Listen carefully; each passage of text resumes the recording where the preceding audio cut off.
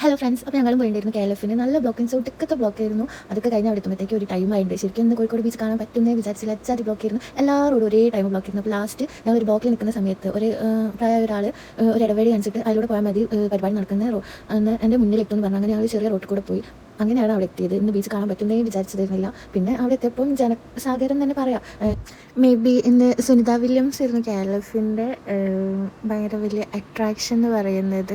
അപ്പോൾ അതുകൊണ്ടായിരിക്കാം കഴിഞ്ഞ കൊല്ലത്തിനെക്കാട്ടും ഞങ്ങൾ കഴിഞ്ഞ കൊല്ലവും ഈ ഒരു ലാസ്റ്റ് ഡേ ആയിരുന്നു പോയത്. അപ്പോൾ അതിനെക്കാട്ടും 2 ഇരട്ടി തിരക്കുണ്ടായിരുന്നു ഇപ്രാവശ്യം. പിന്നെ ഇത് ജോബ് കുര്യൻ്റെ ലൈവ് മ്യൂസിക് ഷോ ഒക്കെ ഉണ്ടായിരുന്നു.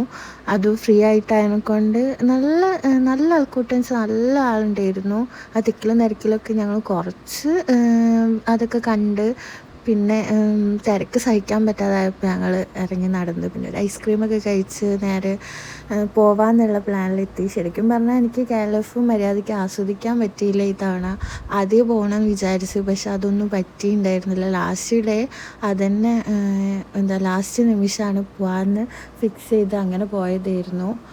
പിന്നെ ഞങ്ങൾ വരുന്ന വഴിക്ക് ഹോട്ടലിൽ കയറി ഫുഡൊക്കെ കഴിച്ച്.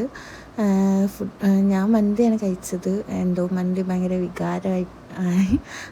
എവിടെ ചെന്നാലും മന്തി കഴിക്കരുത് എന്നൊക്കെ വെച്ച് പോയാലും അവിടെ എത്തുമ്പോൾ മന്തി ആണ് ഞാൻ പ്രിഫർ ചെയ്യുക എന്തോ. പിന്നെ അവിടെ ചായ ഉണ്ടായിരുന്നില്ല.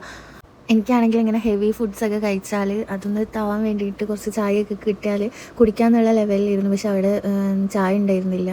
അപ്പോൾ ഞാൻ പുറത്തുനിന്ന് വേറൊരു കടയിൽ നിന്ന് ചായയൊക്കെ വാങ്ങി കുടിച്ചിട്ടാണ് തിരിച്ച് വീട്ടിൽ പോയത്.